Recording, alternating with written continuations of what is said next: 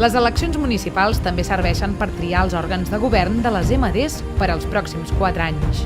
A les MDs aquestes eleccions tenen 2 urnes. D'una banda, l'urna de la presidència, on els veïns triaran directament el president o presidenta. De l'altra, l'urna de partits, per triar els vocals que formaran el ple de l'MD. El ple té la funció d'aprovar per majoria les diferents decisions i actuacions que afecten l'MD, que fan referència a les seves competències, i també el posicionament general dels municipis davant les altres administracions.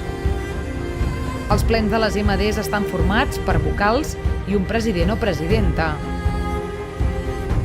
Els vots dels veïns dels municipis a l'urna de partits també influiran de manera proporcional en el resultat electoral dels seus respectius ajuntaments.